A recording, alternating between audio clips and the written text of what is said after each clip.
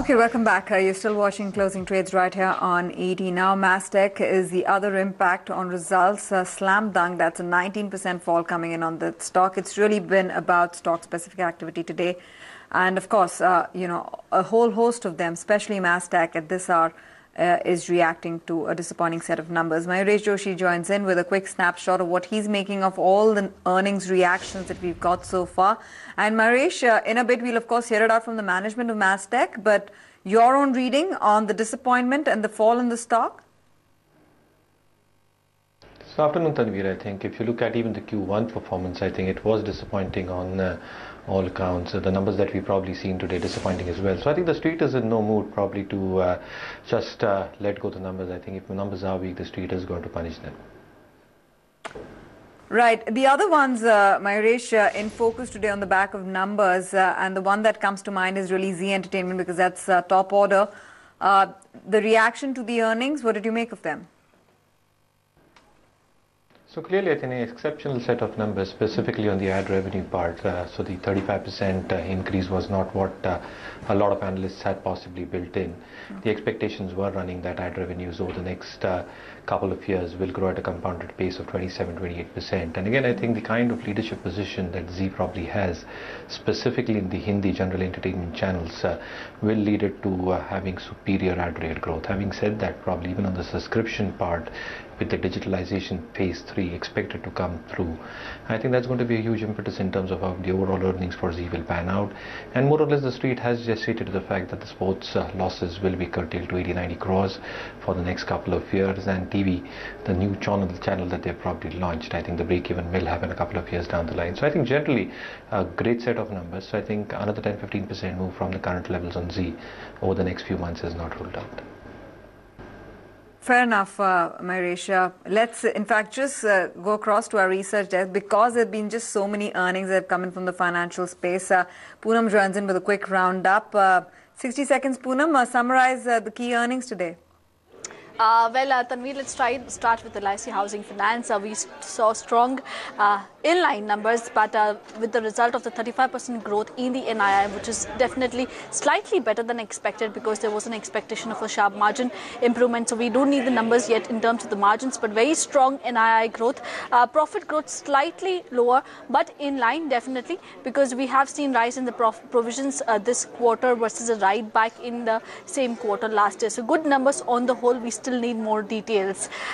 Second is, of course, Lakshmi Vilas Bank, wherein we did see a very sharp fall in terms of the gross NPAs. So we are seeing the kind of a high profit growth is because of lower provisions. But we also spoke to the management of Lakshmi Vilas Bank, and what they are stating is that the decline in the GNPAs is on account of sale of assets to ARC to the extent of 140 crore during this quarter, and they have sold assets in logistics and textiles business, and they have slippages to the extent of 252 crores. So not all of the GNPAs is actually because of lower slippages. It is also because of reduction in ARC. Operating performance does remain slightly muted.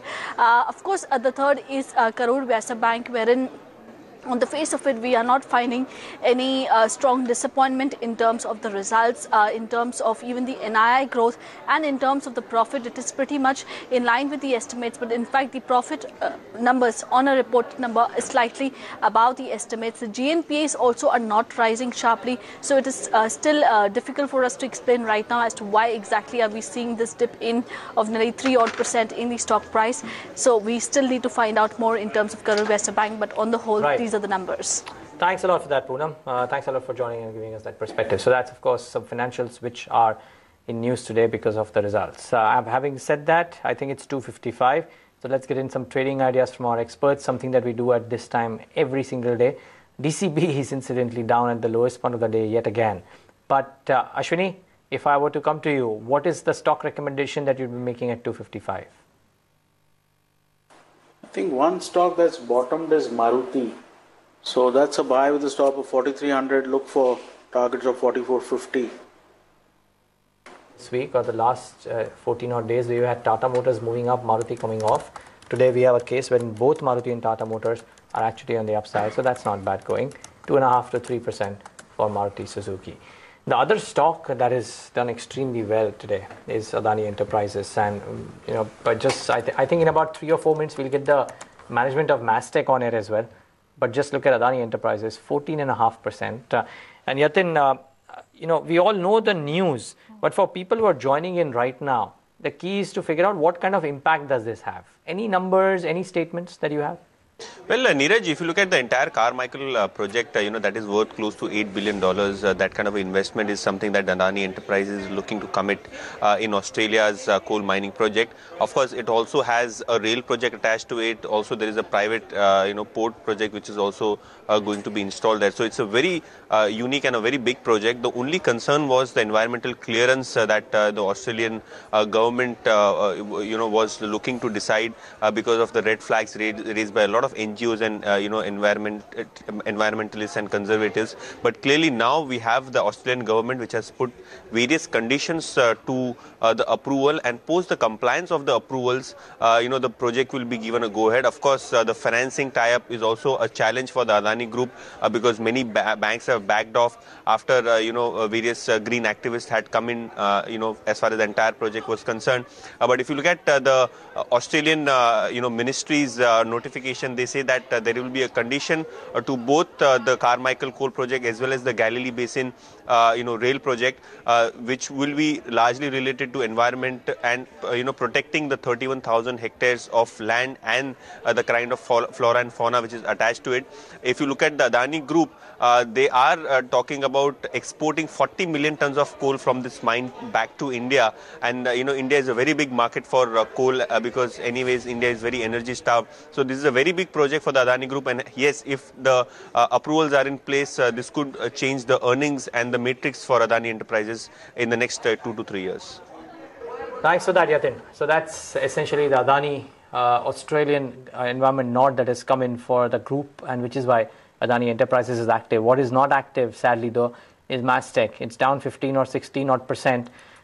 Remember, the operating profit margins have crumbled, literally crumbled for Mastek, and that is probably that worry. And it will be very interesting to hear out from the management what the way ahead could be.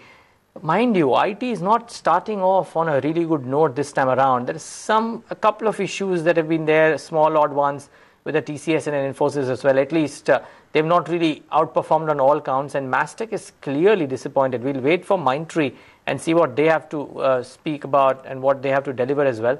But clearly Mastek, there are a lot of pressures. I'm not saying this is an industry-specific issue, such a cut in operating profit margins, but yeah, this isn't the most it is not the greatest of quarters that Mastek has delivered, and which is why that 20% downtick. In a manner of speaking, a lot of mid-caps are today in news for the wrong reasons. DCB, expansion plans, the stock tanks 2 days in a row. Mastek, I fear, with the operating performance that they've delivered, and if indeed the commentary doesn't pick up, then there could well be a dull day in tomorrow's session as well. Today, of course, is a gone, but tomorrow could be a dull day as well for Mastek if indeed the commentary on the recovery in margins, if any, and client issues does not sound positive. So I think this is why Mastek assumes extreme significance. Mayuresh, we'll get to the management any moment from now, but just a quick word really on Mastek if you track this one. So clearly, as I told Tanveer, Neeraj, I think very disappointing performance, and even if you track Q1, I think the performance was not encouraging at all. Now, if you go by the larger guys, I think they're struggling themselves to mine new clients, and even if they're getting client mining orders, I think the margins thereof remain a question mark. Again, the headwinds possibly faced in Q2, considering Q3 expected to be a lot of furloughs, lesser working days, Q4 client budgeting coming through. So I think if the larger ones are not able to perform, I think the smaller niche players probably will struggle as well in terms of how the discretionary spending will come through.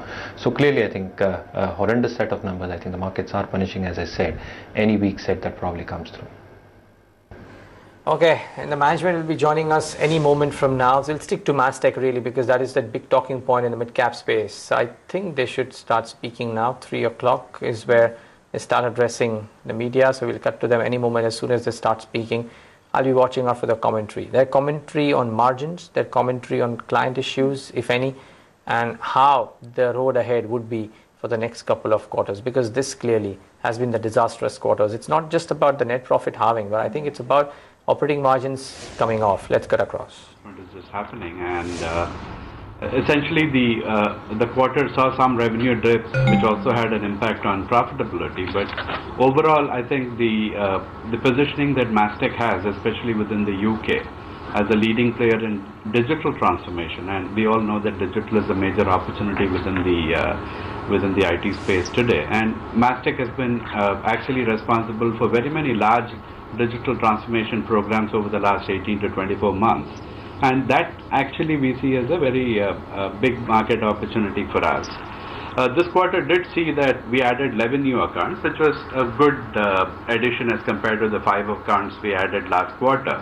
And even the order backlog, we normally talk about the 12-month order backlog, that saw an uptake. So in general, I think we are poised well for growth. The second half should be much better than the first half, both in terms of growth and profitability. And we remain excited about being one of the few players who offer innovative bespoke solutions in the area of digital transformation, both in the area, we serve customers in government, in financial services, and in retail. And the demand for that looks pretty buoyant as we go forward. I'll hand it over to our VP of Finance, Anand Takrar, who's going to take you through the numbers. Okay, thank you, Sudhakar. And as Sudhakar mentioned, we've seen a bit of a dip both from a top line and a bottom line perspective. So let me just take you through the numbers. At an operating revenue perspective, we were at 131 crore compared to 133 crore. In total income terms, we were at 137 crore compared to 139 crore. And in terms of earnings, we were at 8.9 crore compared to 16.6 crore. And at the bottom line level, we were at 2.7 crore compared to 4.4 crore. So in overall terms, as we said, there has been a bit of a dip, and that was primarily due to a couple of large programs coming to a closure last quarter and the replenishment of those taking a little bit more time. But from the business perspective, as Sudhakar mentioned, we closed 11 new clients, 10 of them in the UK and 1 of them in India. And from an order backlog perspective, we saw a good improvement to 224 crore compared to 212 crore. And also a good improvement from a billing utilization perspective at 83% compared to 80% last quarter. In terms of cash and cash equivalents, we were at 130 crore, which was a slight reduction from last quarter of 137 crore, primarily due to some outstanding payments to Majesco as part of their demerger. And in terms of so overall, I think we've had a tough quarter, but we do see some really positive signs. We've seen good growth in order backlog, good growth in clients, and we're seeing some traction in the retail and the vertical space. And also with our new acquisition, Indigo Blue, that I talked to you about last quarter, we're starting to see some real positive signs there. So I do see a strong rebound next quarter, both from a top line perspective and a bottom line perspective. And with that, let me hand you back to Sudhakar for his final remarks. Thanks, Anand. So Mastek is actually playing in the digital space in very specific verticals. And we have made key investments. One is the long track record we have had in delivering complex transformation programs for things like the London Congestion Charge or the NHS. But now we've replicated that with the health department in the UK, with the Home Office, and so on. Second is the investment we made in adding front-end program management capabilities with Indigo Blue acquisition. I think it's a very strategic piece of the puzzle, and with the Mastek Indigo combined, I think we'll be a very powerful force in large transformation programs. The other investment we have made for the long term is our joint venture with the Law Society in the UK, where we are trying to completely digitalize the way conveyancing real estate transactions are done in the UK. It's a very exciting opportunity, very large opportunity. We are in the beta phase right now. We are proving the product, improving it, and sometime in the next year we should be ready to launch it for prime time in the market. So I'm pretty happy with the investments, with the general direction of the company we have, and the prospects that we see in the market. But stay tuned for more in the next quarter. Thank you.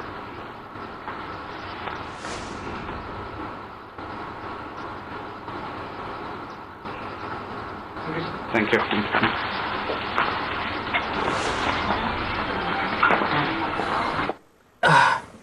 They've mentioned that H2 should be better, but my only thing is I did not see a really confident commentary coming in from Mastek. I don't know if the market sees it otherwise. For now, it doesn't seem to be like that. Maybe the analyst call and the commentary post that should help as well. For now, no, not too much. 18.2%, just about flat for Mastek.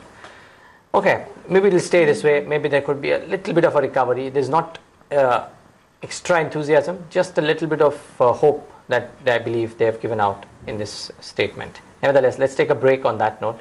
I think we've been non-stop for the past 20 minutes. We can take a quick break, come back and talk more about the markets, last 20 minutes of trade, get you some trading and investment ideas as well.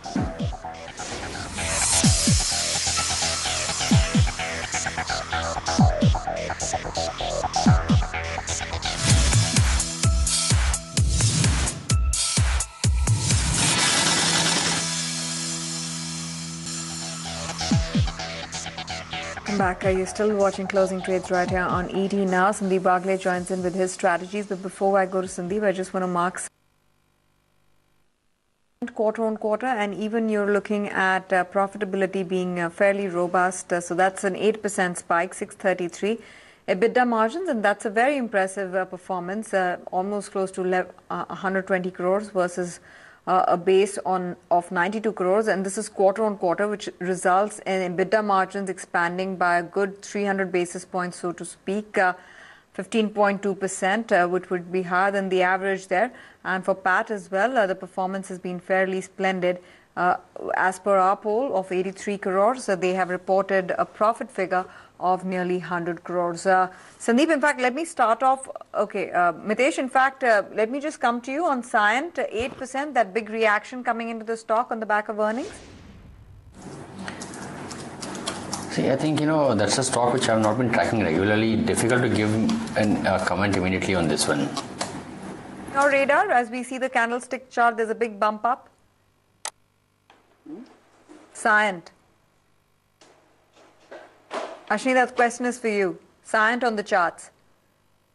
Yeah, Cyient basically, has moved sideways for like 6 odd months. And now, the breakout happens beyond 610. And possibly you could see levels of 750 coming in here. So this could be a fresh breakout. The uptick is coming in after a disappointment in quarter one for Cyient. So I think the street would be happy that the weakness has not persisted. In fact, if you look at it, that while the top line growth is in line, the margins and the bottom line are well and truly above estimate. So that is that is good. I mean, there is of course, when they acquired Ranksons, a lot of was spoken about how there's a layer of complexity to Cyient's business because the former was a manufacturing company. Revenue from Ranksons wasn't at par, so on and so forth. I think this would probably put to rest some of the concerns that people would have had in a Cyient Limited. 7.5% higher, good going for them this quarter, and let's see, the management commentary would be important as well, whether or not they can replicate or better the kind of performance that they've given right now in the quarters ahead. So these are 2 or 3 things that you should watch out for. But yeah, suffice to say, good quarter from Cyient Limited. What else is doing well? I think there are some mid-caps which are, by the way, the index is doing very well, but just look at some of the mid-cap names. Force Motors, TVS Sri Chakra, RS Software, a bunch of specific names are doing very well. RS Software is down 10%, so a big mover in trade. Force Motors is up 3.5%, 4%. TVS Sri Chakra is up 3.5% to 4%. So a lot of these individual names are doing rather well for themselves in today's trade. Actually, even Force Motors has just come off a bit in the last few minutes of trade. Okay, actually, RS Software is the other one that Neeraj just spoke about. That one is the stock which has been hit hard, so 11% down, and you can see how it has happened in the last 15 minutes. Mitesh, RS Software on the charts? See, I think this is stock, which was trying to recover from the lower levels and has broken below support zones of 150, 153 again. I think as long as that is the stock remains below that, I think good chance that we will see it head towards 134, maybe around 129. So I think there's still some more downside left. Okay. So that one is down. I'm just trying to look at CNXID. It's not that too many stocks have fallen. Actually, the number of winners is much higher than the number of losers. Quite frankly, the likes of Cyient, eClerx, NIT Tech, etc. are all up. But there is pressure on some of the small cap IT names. And that is a bit of a worry. RS Software is one, Mastek is the other one. Otherwise, mid cap IT by and large is faring okay. What else? Let's just before we get in Sandeep Wagle, I just want to mark that DCB is now trading at the low point of the day. Mastec continues to stay lower, and Karur Vysya Bank has also continued to go down. So down 4% right now as we speak. So these are the 3 or 4 names which are standing out on the losing side, but equal and opportune number of gainers. The Nifty almost trading at the high point of the day. Sandeep Wagle, is there an index trade that you have? And what about specific ideas? What is it that you're recommending on the stock specific side? Good afternoon, Neeraj. I had a buy in a Nifty at lower levels at 20-30 points lower, and I am looking at 8250 being tested tomorrow. That 8250 can even go to 8300. And as a BTST at this point in time, I would recommend an Hindustan Petroleum, HPCL, currently at 787, 786, around that, with a stop loss of 782 and a target of around 800. Some updates on Nestle as well. Next hearing on Sandeep, thanks a lot for that. Some updates on Nestle. Next hearing to be heard, I think, on 23rd, and that is something you should watch out for. By the way, some updates on the NIMS picture for LIC Housing Finance as well. So we're not saying the numbers came out a while back, but I think the NIMS came out right now. Gross NPAs flat come out right now. So these details have come in just about now, and which is why we're just putting them out on the ticker. That stock is up about 1.5%. The other interesting names that are just making a bit of a move, Ashwini, today are the oil marketing companies. You surely have a thought here. HPCL, as I see, is up. I think the other two are not doing that bad either. See, they've gone through a big decline, almost 20% style corrections. And now, off and on, you have one green day, one red day. So possibly very close to bottoming out. They need a big momentum move to move on the upside. What I do want to mention is HUL. The low today was 770. It suddenly reversed and gone up to 795. Whenever this sort of action happens, where the stock gapped down to about 783 and reversed at the end of the day, often on large volume, that is a bottom. So given that the stock's already down from 950, I would probably say that it has made some sort of a bottom and bought here. Next quarter, if results are better, you will find it closer to 900, 920. So this is a buying zone. Okay, so buying zone for HUL, a bit of a bounce that is coming back, 790. Remember, it's a trade bounce that Ashwini is talking about. Don't confuse it with an investment advice on HUL. That may well be the case, but I think this particular conversation was with regards to trade. What else? I don't think too many gyrations really in terms of movers in the last few minutes of trade, but for the fact that some Nifty 50 names have actually inched up even further. So good going really for the Tata Motors, Z Entertainments, and the OMCs in particular. BPCL2 is up and active in the session today. Okay, let's focus on an exclusive story coming in. Pushed to the wall by investors and lenders, and this has been a story that the market has been tracking for a while. It may not be top of radar as of now, but hasn't quite receded into obscurity either. Amtech Auto, which trades at $42, has put its prized global assets on the block to raise cash and repay debt, and they need to because there's been a complete wipeout of their market cap. Nisha Podar joins in with more details. Can this bail them, Nisha? Oh yes, this will be a significant step towards bringing in some cash into the company, Tanveer, so that they can reduce their debt levels. So first strategy definitely has been to sell stake in Amtech Global Technologies, and the other strategy for the company has been to sell some land and non-core assets here in India. So all put together to put them in a better position, and all those processes are on. What we do gather from sources who are directly linked with these transactions and these developments is that Amtech Auto has already started the process, which they had said that they will be shedding some of their global assets. So remember, this is one of the prized assets in the overall portfolio for Amtech Auto. Amtech Global Technologies is expected to be worth about $2 billion, and that's the expectation in terms of valuations from Amtech Auto from that. So the company does say, and I did speak to John from Amtech Auto, he did say that he will look at raising at least $500 million from this stake sale by selling of 25% stake. What my sources with direct knowledge of the development do share at this point, that since it's a prized asset, there are many strategics in the fray as well, and there could be a chance chance that there is enough interest and good valuations, then they might sell the entire company also. But that needs to be seen. The process has already started, and that's a good point and a takeaway to take for the investors who are invested in Amtek Auto, the lenders who are looking at getting some debt reduction and some repayment done of, and Amtek Auto has not been meeting their repayment schedules, remember. So what I do gather from sources is that Morgan Stanley is the advisor. They've started the sale process. It is a wide range of assets under Amtek Global Tech, for which $2 billion of valuations is what the company is expecting from the overall sale or the stake sales. So it will really depend on what is the kind of optimism and the response that they get. Now, there are two sets of investors and buyers that are in the fray right now who have shown some interest in this particular asset. First set is the financial investors. They are mostly marquee private equity firms from the US, and there's some of the names that I did pick up from my sources directly linked with these transactions. Gauss, MPG, Cerberus, some of these marquee private equity players have shown interest at this point. Also in the fray are some of the Japanese and European strategic players. So remember, it is clearly about the kind of bids that they get for this. I do gather that they have started getting some bids, but it is an initial stage when it comes to the sale process. Remember, it will be shortlisted,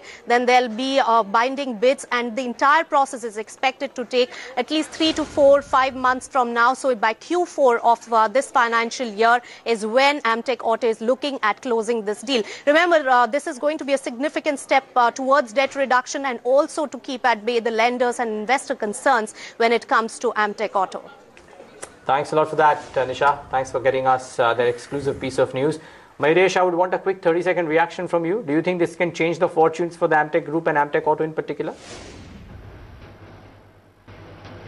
Again, Neeraj, I think a lot has been said about the stock, and when you look about the financial performance, I think nothing much to say about. So I think if it does come through over the next few months, I think it will be a relief of sorts. But again, from a fundamental aspect, much better stocks to look at within the auto and auto ancillary space. Okay, that's a big spike that Amtek Auto is seeing on the back of this exclusive story. And clearly the number they're talking about is fairly significant. I just want to get in strategies before we wind up trade. Ashwini, come to you. What's it that you'd recommend? Well, SKS Microfinance, that's a buy with a stop of 440 and look for targets of 475. Okay, that's a buy on SKS. Mitesh, come to you. So I think BPCL has broken out nicely, and that could be a good trade. Buy with a stop below 880 and look at 920 as the target. Okay, so those are a couple of ideas, and as I mentioned, I think OMC is right out there. Almost everybody seems to be bullish on that from a trading perspective at least. So look at the oil marketing companies very, very closely in trade today. Just before we start winding up the market, of course, I want to mark a few stocks. Cyient, by virtue of this result reaction that has come in, is amongst the top gainers in the last 30-45 minutes of trade. Cyient will come up on your screen. I think JB Chemicals is the other one which has had a remarkable move, 4.5% in the last 30 odd minutes. So from the level that it was, JB Chemicals has actually moved up to 305. Good going, 7.5% higher for that one. Suzlon is something that is up, so now touching 25. Good going there. There's a Suzlon, and there is a bit of a reaction that is coming in NIAT. After having a good day in trade, it's now just correcting a bit. So off the highs of the day is NIIT, and that one has come off as well. And of course, needless to say, Tata Motors is trading at the day's high. So very quickly, Ashwini, would you, if you had longs in Tata Motors, would you carry them home or would you book profits, assuming that you don't have a bias towards the timeline? See, Tata Motors, I would say today has bottomed out, because today is the first day it has responded well to good news, plus the initial rally, it corrected a little bit, and today you have a reconfirmation of the trend. So today we've advised long term, short term, everybody to get long on Tata Motors. So from here I think easily 430, 440 should be possible. Okay, let's start winding up the market today. It's been a day, and that's why my sigh. It's been a day of a lot of stock-specific activity, and individually, a lot of stocks have stood out. Z Entertainment on the index. So on an absolute basis, the index closes up about 1% higher, above the 8150 mark, but breaking it down into details, and you have Z Entertainment 8% up on the back of good earnings. Brokerages giving a thumbs up to the numbers, to the ad revenue growth. Tata Motors and the JLR sales looking promising for North America and Europe. China lagging, but it's debatable. I mean, some people would look at it as perhaps a silver lining when things would bottom out in the Chinese market to the benefit of the company. You have among losers Cipla and HUL, which are at the bottom of the heap, and the entire IT basket has been weaker in the session, which is actually the reason why the index is not closing above 8200 in trade. From the broader markets, the list is long, huh, Neeraj? The list is long. The list has equal number of winners and losers in the session today. So Adani Enterprises is amongst Mastek. Okay, for equal, every gainer there is a loser. Mastek is losing out. I think DCB is losing out. Let's talk about the losers first. These two, of course, stand out, but I think stocks like Kaveri Seeds and a few others which have corrected a bit in the session today as well. RFS Engineering has had a bit of a crack today. The shipping companies like Mercator Lines, etc. have come off in the session today. Wellspun is down. HCL Info is down. RS Software is down. Certain small cap IT names have some issues to themselves. But the CNX small cap index is up 1/3%, and there are a bunch of stocks which are active. Adani Enterprises takes the cake in terms of a mid-sized name being steady throughout the trading day today, 14% higher. So really good going for that one. Hathway Cable up 10%, no less. And again, good news, demerging, and I think that stock is doing well. Shanti Gears has some gains to itself, 8% higher for that one. IBRCL on the whole talk of debt restructuring is not doing too badly. Cyient, good result reaction, 6.5%. JB Chemicals not bad, going about 7% in trade. So decent outing for almost all of these names. There is some strength in Purvankara, which is also doing rather well for themselves. What about some other stocks? Force Motors should come up on your screen. That stock has done very well. It's off the highs of the day, Force Motors, but still has not done bad. TVS Sri Chakra is another one. Again, a high price stock. I think has done well for the last few days and continues to do well in today's session as well. And Tanveer, you should be happy. Suzlon is up 4.5%. Why should I be happy? the thoughts about how after a really long time they've got a credit upgrade, so on and so forth. We were talking about that. It should augur well for Suzlon. Yeah, but with Suzlon, the thing is, and it's a time-wise story, I think we have just about a minute to go before we wrap up the market. The gong is gone, so the markets have shut, and a lot of these infrastructure related stories have actually done well. It'll be interesting to see what they report this quarter on. Nikunj was making an important point yesterday that IT and consumer has not started off on a very good note, at least the leading stocks. No, in fact, that's a conversation that we had today, and very interesting that IT, the two names haven't started off. HUL hasn't started off well, and that's what I think Aisha was referring to as well. IndusInd Bank you can safely excuse because it anyways comes out with a good quarter. The others haven't done that. Yeah, so the point that was being made was essentially the fact that the healthy side of the market has not started off on a very strong note, and you're looking at perhaps the weaker side of the market not doing a whole lot. Because if you do not have IT and consumer names coming out with a strong set of numbers, hope is either way is limited when it comes to infrastructure and the other sectors in trade. So we'll have to see how the earnings season pans out. It's not looking very, very promising as of now, not infusing a lot of confidence, at least in the initial earnings that we've seen. That's the market for you. Let's get in closing strategies, actually opinion on what the markets would hold for the last session of this week. And Ashmi, I'll start off with you. What's your call? Well, the market has had a bit of a breakout, but tough to say how long this will last. I think 82.30, 82.50 remains the key zone, but clearly there are several stocks which are breaking out. But again, there are several others which are breaking down, like TCS, etc. So the die is evenly cast. CNX IT is in a downtrend. Banks are in a mild uptrend. Auto component exporter in a spot of a bother because of VW, but that may not last permanently. If you had to make one auto investment, what would you do?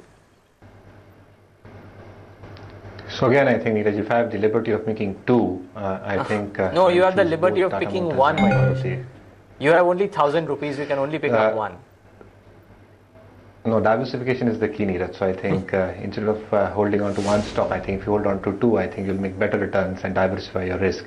But again, I think within the two, I think Tata Motors has moved up significantly over the past few weeks. The numbers are not expected to be great, Neeraj, in Q2. So I think on the JLR side of the story, we're expecting EBITDA margins to actually contract close to that 14.2% mark.